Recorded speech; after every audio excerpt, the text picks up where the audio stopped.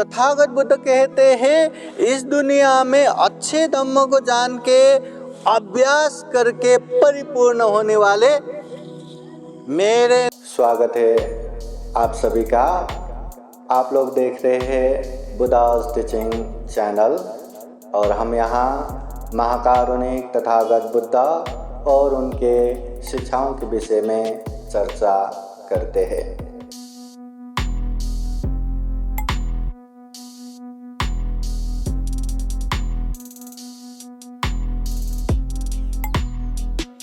धम्मं चरे सुचरितं नतं दुच्चरितं चरे धम्मचारी सुकांक्षेति अस्मिन् लोके परामि च। महाकारुणिक तथागत भगवान बुद्ध को त्रिवार वंदना। महाकारुणिक तथागत बुद्ध द्वारा देशित सुआख्यात धम्म को त्रिवार वंदना। महाकारुणिक तथागत बुद्ध के आर्य श्रावक संघ को त्रिवार वंदना। परम पूजनीय बोधिसत्व डॉक्टर बाबा साहब अम्बेडकर आज के विशेष बुद्ध पूर्णिमा समारोह में उपस्थित संपूर्ण श्रद्धा संपन्न बुद्धि संपन्न उपासक उपासिकाएं, आज विशेषतः महाकारुणिक तथागत भगवान बुद्ध का जन्मदिन है। लुम्बिनी में उनका जन्म हुआ। आज के दिन वैशाख पूर्णिमा के दिन ही महाकारुणिक तथागत बुद्ध ने बुद्ध गया में संबोधि ज्ञान लाभ करते हुए सम्यक संबुद्ध बने। आज के दिन वैशाख पूर्णिमा के दिन ही महाकारुणिक तथागत बुद्ध 80 साल की उम्र में कुशीनगर में महापरिनिर्वाण को प्राप्त किया। ऐसे त्रिसंयोग पूर्ण पावन वैशाख पूर्णिमा बुद्ध पूर्णिमा के उपलक्ष्य में सबसे पहले आप सभी के जीवन में खूब खूब सुख हो, शांति हो, मंगल हो, कल्याण हो। बुद्ध का आशीर्वाद, धम्म का आशीर्वाद, संघ का आशीर्वाद हमेशा हमेशा आप लोगों के जीवन में रहे कामना करते हैं। बोलिए साधु साधु साधु। बुद्ध का जन्म, बुद्ध का ज्ञान प्राप्ति, बुद्ध का महापरिनिर्वाण, त्रिसंयोग पूर्ण वैशाख पूर्णिमा बुद्ध पूर्णिमा। तो हम बुद्ध को आदर सत्कार रखते हुए ये विशेष कार्यक्रम कर रहे हैं। महाकारुणिक तथागत बुद्ध ने हमेशा अच्छे धम्म की जानकारी भी दिया और बुरे धम्म की जानकारी भी दिया, जिसे कुशल धम्म अकुशल धम्म। जो कुशल धम्म है, अच्छे धम्म है, वो हमें ग्रहण करना चाहिए। जो अकुशल धम्म है, गलत धम्म है, उससे दूर होना चाहिए। बुद्ध हमेशा कहते हैं धम्मं चरे सुचरितं, अच्छे धम्म का पालन करो, ग्रहण करो। चाहे दान देना हो, शील पालन करना हो, ध्यान साधना करना हो, धम्म देशना सुनना हो, धम्म चर्चा करना हो, आदरणीय व्यक्ति का मान सम्मान करना हो, आदरणीय व्यक्ति का सेवा सत्कार करना हो। जब भी हम पुण्य करें, ये पुण्य द्वारा सभी का कल्याण हो करके पुण्यानुमोदन करना हो, या कोई पुण्यानुमोदन करता है तो प्रसन्नता से साधु साधु साधु करके अनुमोदन करना हो। जितने भी अच्छे धम्म है उसे पालन करना चाहिए, उसे ग्रहण करना चाहिए। नतं दुच्चरितं चरे, जो गलत धम्म है, जो अकुशल धम्म है, उससे दूर होना चाहिए। जैसे हिंसा करना, ये गलत है, ये अकुशल है, ये पाप है। जहाँ जहाँ पाप होगा वहाँ वहाँ दुख अशांति पीछे आते रहते हैं।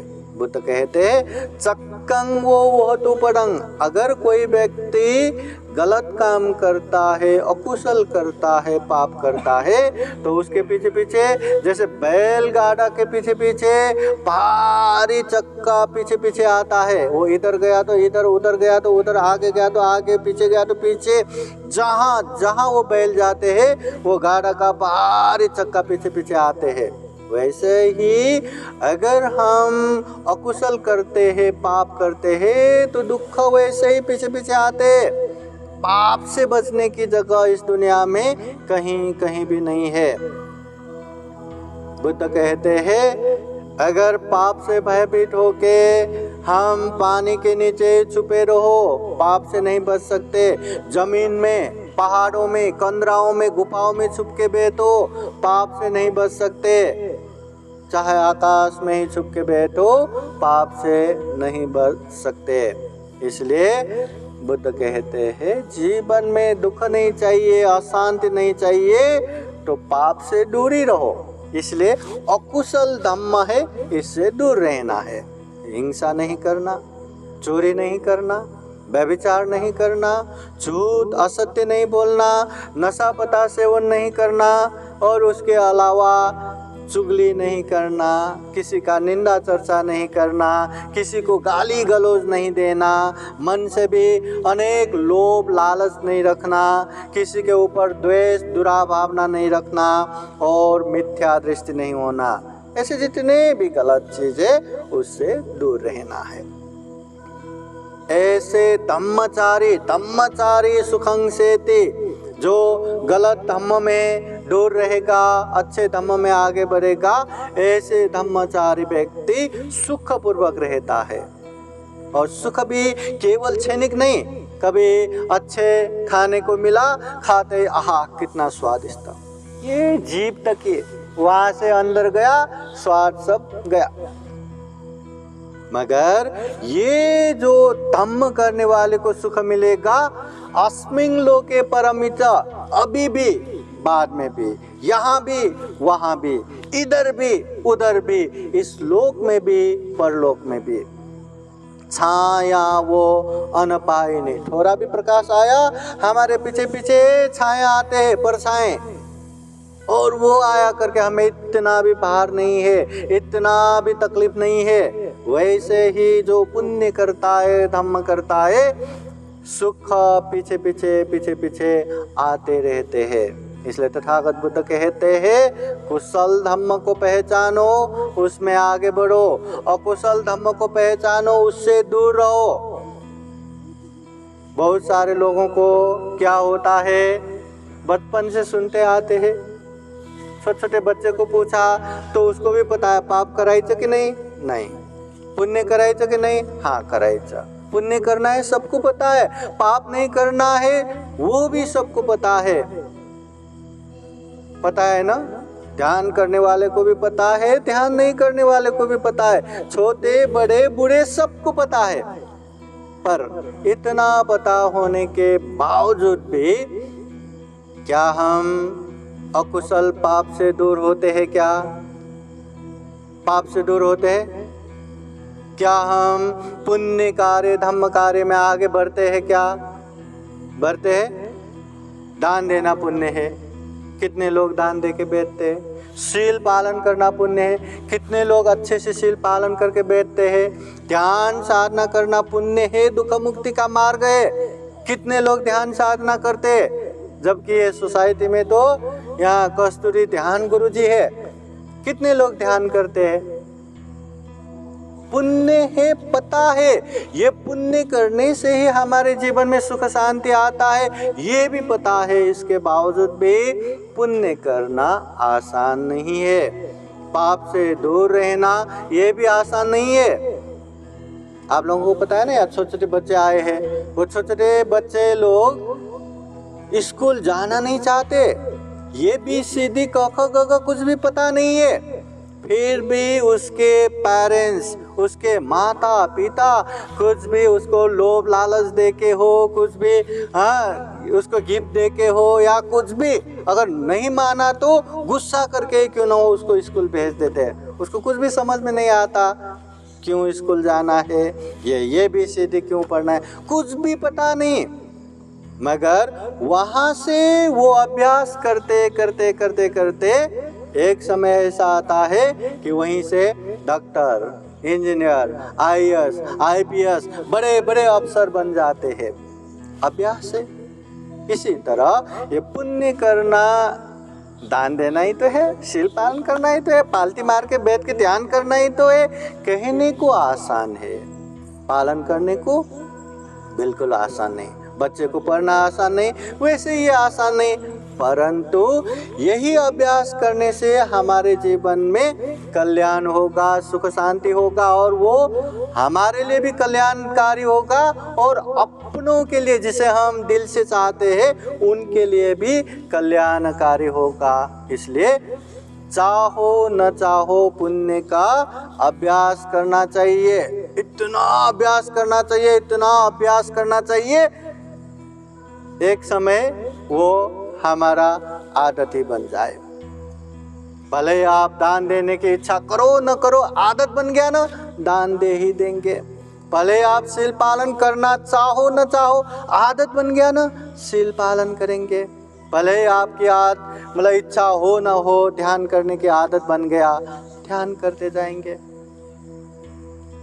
बहुत सारे लोग मुंबई जाते हैं ना, मुंबई के लोकल ट्रेन पता है, कभी चढ़े हो? इतना भीड़ रहता है, इतना भीड़ रहता है। बस आपको वो ट्रेन में चढ़ना है तो गेट के सामने खड़े रहो, भीड़ आपको धक्का दे के अंदर पहुंचा देगा। और बाहर आना है तो भी बस गेट के पास खड़े रहो, धक्का दे के आपको बाहर पहुंचा देगा। ऐसे ही एक धम्म का माहौल बनाना चाहिए। उपासक उपासिकाएं माहौल तो हम बनाते हैं, आज के ट्रेंडिंग में क्या माहौल बनाते हैं। ये उपासिका मिलके क्या किट्टी पार्टी करके क्या करना और उपासक मिलके क्या करते। मगर वो माहौल हम अच्छे के लिए कर रहे या बुरे के लिए कर रहे, ये मायने रखता है।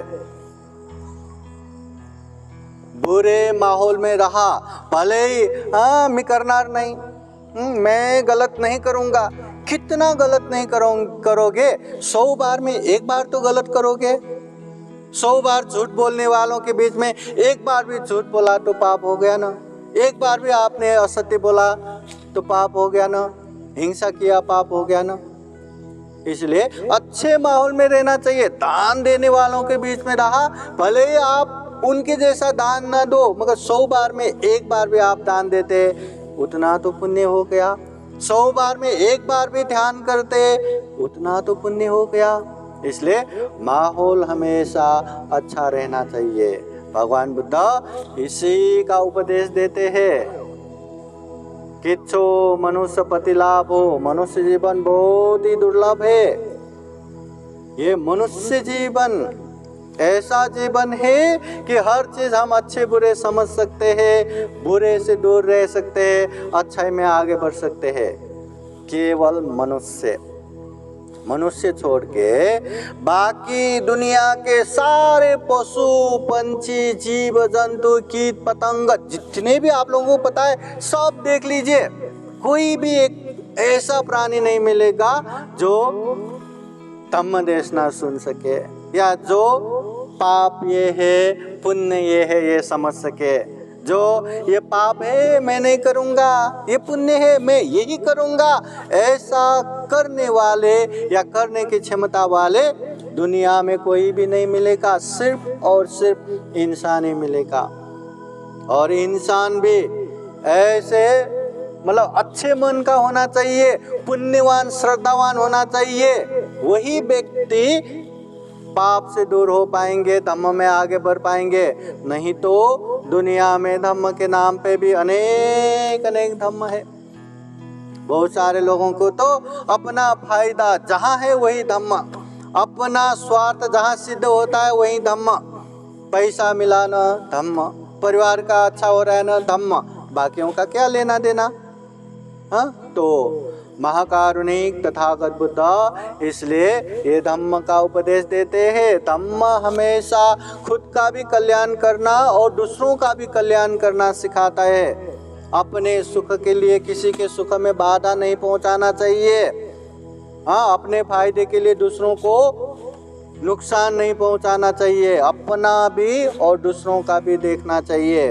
बुद्ध हमेशा कहते हैं सुनाथ धारेथ चरात धम्म, ये धम्म ही ऐसा है, सबसे पहले सुनो, देखो, पढ़ो, उसके बाद उसको ग्रहण करो और उसके बाद परिचयन करो। बिना परिचयन के आंखें बंद करके स्वीकार करने वाला ये धम्म नहीं है। अरे ये तो हमारे धम्म ग्रंथ में लिखा है ना, ये तो हमारे धम्म गुरु ने ही बताया है ना, ये तो हमारे परंपरा से ही चले आए हैं ना, जैसा चाहते वैसा ही बताया है ना, तर्क संगत है ना, न्याय संगत है ना, ऐसा किसी भी आधार पे आंखें बंद करके स्वीकार करना नहीं है। परिचयन करो। सोने के काम करने वाला कोई भी मेटल या पीला पीला धातु को डायरेक्ट ये तो सोना है ऐसा मानते हैं क्या? नहीं मानते। आज के समय में नकली गहना कितना आता है ना, तो उसको परिचयन करेगा, कसी में घोट के देखेगा, अनेक तरह से परिचयन करने के बाद जब वो सैटिस्फाई हो जाएगा, संतुष्ट हो जाएगा, तब मानेगा ये तो सोना ही है। उसी तरह धम्म को भी अच्छे से परखना चाहिए। धम्म हमेशा लोगों का कल्याण करता है। अगर धम्म किसी तरह से बोझ बन गया, किसी तरह से परेशानी बन गया, या तो वो धम्म सही नहीं है, या तो वो धम्म को सही रूप में हमने लेना ही नहीं जाना। इसलिए धम्म हमेशा कल्याण करता है। एक समय महाकारुणिक तथागत बुद्ध एक गांव में पहुंचते हैं। गांव में पहुंचे तो बहुत सारे लोग वहां बुद्ध को दर्शन करने के लिए, उपदेश सुनने के लिए आते हैं, और बहुत सारे लोग जमा हो गया। वहीं 2-4 लोग जमा होके बुद्ध को विनती करते हैं, भगवान हमने आपके विषय में सुना है आप बुद्ध है, तथागत है, और ये भी सुना है आपके उपदेश सुनने के बाद एक तरह से वैराग्य उत्पन्न होता है, घर गृहस्थ छोड़ के आपके पीछे पीछे संन्यास होके चले जाते हैं। भगवान हमें परिवार भी चाहिए, समाज भी चाहिए, सब चाहिए, इसलिए ऐसा उपदेश दो कि घर गृहस्थ में रह के भी हम सुख शांति पूर्वक रह सके। तो उस समय महाकारुणिक तथागत बुद्ध ने घर गृहस्थ में रह के भी सुख शांति पूर्वक रहना है तो कम से कम ये 5 शील पालन करो, मतलब प्रश्न उत्तर के रूप में बताते हैं। बुद्ध पूछते हैं ये गांव में हिंसा करने वाला है क्या? सब लोग कहते हैं बहुत है। हिंसा करने वाला पसंद है क्या? सब कहते हैं पसंद नहीं है। अगर हिंसा करने वाला पसंद नहीं है तो आप लोग ऐसा करते हैं क्या? सब लोग एक दूसरे का चेहरा देखते हैं और नीचे झुक के बैठते हैं। बुद्ध कहते हैं अत्तानं उपमं कृत्वा, अपने आप को उदाहरण के रूप में रखो। न हनय्य न घातय, किसी का हनन मत करो, घात मत करो, किसी को दुख मत दो, हिंसा मत करो। बुद्ध कहते हैं फिर चोरी करने वाला है क्या? है। व्यभिचार करने वाला है क्या? है। झूठ बोलने वाला है क्या? है। नशा पता सेवन करने वाला है क्या? है। आप लोगों को ऐसे लोग पसंद है? नहीं। तो आप लोगों को पसंद नहीं है तो खुद भी ऐसा मत करो, हम करेंगे तो लोगों को भी पसंद नहीं आता। इसलिए ये 5 शील भी अच्छे से पालन करेंगे तो घर गृहस्थ में रह के भी सुख शांति मिलेगा। घर गृहस्थ में रह के भी सुख शांति पूर्वक रहना है तो ये 5 शील पालन करना है।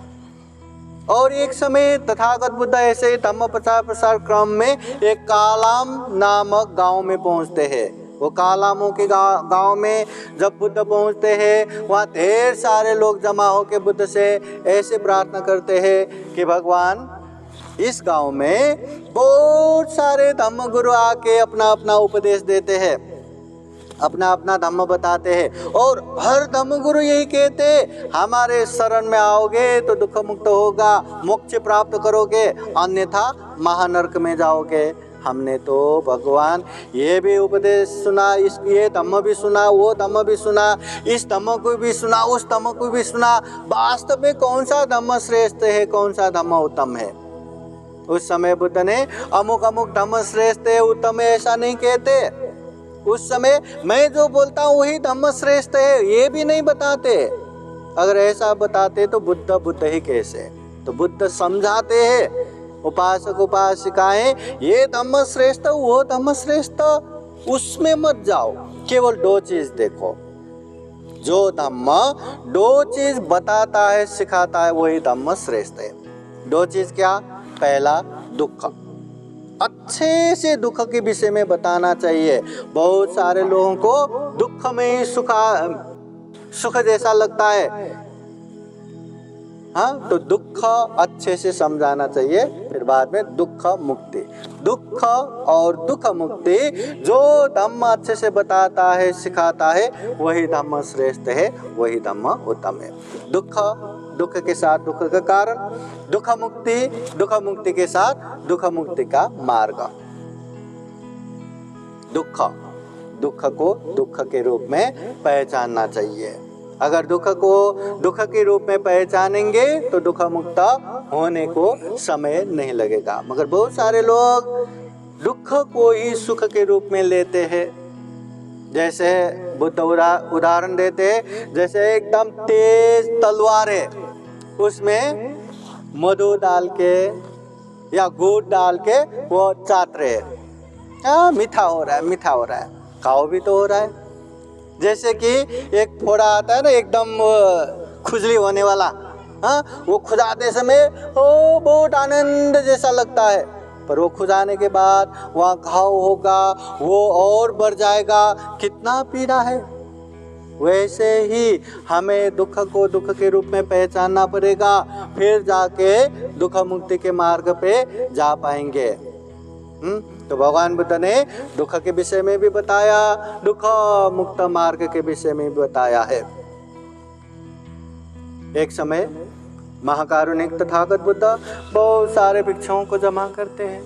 ऐसे ही बाहर जमीन से थोड़ा सा नख में धूल लेते हैं और पूछते हैं, भिक्षुओं बताओ, मेरे नख में ज्यादा धूल है या पृथ्वी में ज्यादा धूल है? भिक्षु कहते, भिक्षुगण, भगवान आपके नख में तो क्या धूल है, सारा पृथ्वी धूल ही धूल से भरपरा है, आपके नख में थोड़ा ही धूल है, न्यू नहीं धूल है, गौ नहीं धूल है, अल्प मात्र धूल है। उस समय तथागत बुद्ध कहते हैं, भिक्षु ऐसा ही है, इस दुनिया में अच्छे धम्म को जानने वाला मेरे नख में जितना धूल है उतना ही है, बाकी पृथ्वी में पड़े धूल समान।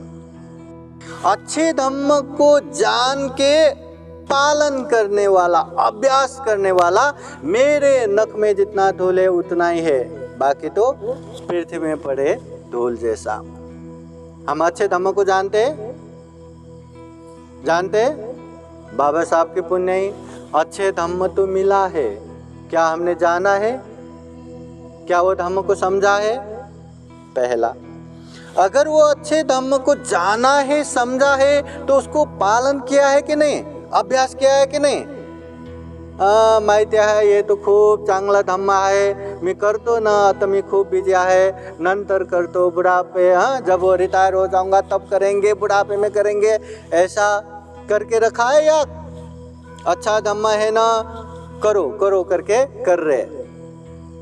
दूसरा, तथागत बुद्ध कहते हैं, इस दुनिया में अच्छे धम्म को जान के अभ्यास करके परिपूर्ण होने वाले मेरे नख में जितना धूल है उतना ही है, बाकी तो पृथ्वी में पड़े धूल। देखो, केवल जानना यही पूर्णता नहीं है, उसको पालन भी करना चाहिए। केवल पालन करना ये भी पूर्णता नहीं है, उसको पूर्ण होना चाहिए। जैसे यहाँ कार्यक्रम है, बुद्ध पूर्णिमा का कार्यक्रम, मैं अभी बीड में कार्यक्रम करके आया। अभी बीड में आते आते अरे मैं तो बहुत दूर आ गया, चलो अभी गेवराई पहुंच गया करके मैं वहीं रुक जाता तो यहाँ पहुंचता क्या, और वहां से भी नहीं, थोड़ा और चलो करके मैं इधर ही आ रहा हूँ, पर 8 गांव तक आके बहुत आ गया करके वहीं रुक जाता तो पहुंच जाता क्या? पहुंच जाता नहीं। जब तक यहाँ नहीं पहुंचते तब तक मुझे आना है, पहुंचना है, तभी जाके मैं यहाँ पहुंचूंगा। केवल सदगुरु सोसाइटी में जाना है करके वहाँ से चलना काफ़ी नहीं है, पहुँचना जरूरी है। इसी तरह अच्छे धम्म को जान के अभ्यास तो करना ही है, परिपूर्ण रूप से करना है। जैसे आज बुद्ध पूर्णिमा, आप लोग दान भी देंगे। जैसे बुद्ध पूर्णिमा आप लोग शील भी पालन करेंगे। जैसे आज बुद्ध पूर्णिमा ध्यान साधना एकाग्र भी करेंगे। पर कल से बुद्ध पूर्णिमा संपला, हो गया बुद्ध पूर्णिमा, और कल से क्या कुछ भी करे चलेगा? लोभ लालच रख के दुनिया भर के पाप करके बैठेंगे, चलेगा क्या? दुनिया भर के शील भ्रष्ट करके बैठेंगे, चलेगा क्या? मन बेचैनी करके दुनिया भर के चिड़चिड़ा करके बैठेंगे, चलेगा क्या? नहीं चलेगा। हाँ, इसलिए यह हमेशा पालन करना चाहिए। इसलिए दुनिया में अच्छे धम्म को जान के पालन करके परिपूर्ण होने वाले मेरे नख में जितना धूल है उतना ही है, बाकी तो पृथ्वी में पड़े धूल समान। अब हमें कहाँ आना है? तथागत बुद्ध के नख में जो धूल है उसमें आना है, या पृथ्वी में जो धूल है उसमें आना है? तो हमें बुद्ध ने जो धम्म दिया है वो धम्म को जानना है, वो धम्म को अभ्यास करना है। ऐसा धम्म नहीं है कि बिहार जाओ, बुद्ध बिहार जाओ, वहीं जाके पूजा करते रहो, ये धम्म नहीं है। धम्म आपका कर्तव्य है, धम्म आपका ये निरंतर का अभ्यास है, मतलब अच्छे से लोगों से व्यवहार करना, पालन करना, ये धम्म है। उसके लिए आपको बुढ़ापा होने की जरूरत भी नहीं है, सारा काम नाम छोड़ के बुद्ध विहार में संन्यास लेके बैठने की जरूरत भी नहीं है। घर में रहते, बाहर रहते, अपना आचरण व्यवहार शुद्ध करना, शरीर से अच्छा बोलना, वाणी से अच्छा बोलना, शरीर से अच्छा करना और मन से अच्छा सोचना, ये धम्म है। और बुद्ध यही सिखाते हैं। बुद्ध सारे धम्म को सारांश में कहते हैं, सब पाप स करना, जितने भी पाप है मत करो। कुशल से उपसंपदा, जो कुशल है उसे संपादन करो, जो पुण्य धम्म है उसे करो। सचित परियोदपनं, अपने चित्त को परिशुद्ध रखो। जब तक चित्त परिशुद्ध नहीं होगा, मन या शुद्ध नहीं होगा, आप मुंह से अच्छा नहीं बोल पाएंगे, शरीर से अच्छा नहीं कर पाएंगे। और मन शुद्ध करने के लिए आप लोगों को ध्यान साधना ही करना पड़ेगा। तो मन शुद्ध रखो, ये बुद्धों का सारांश उपदेश है।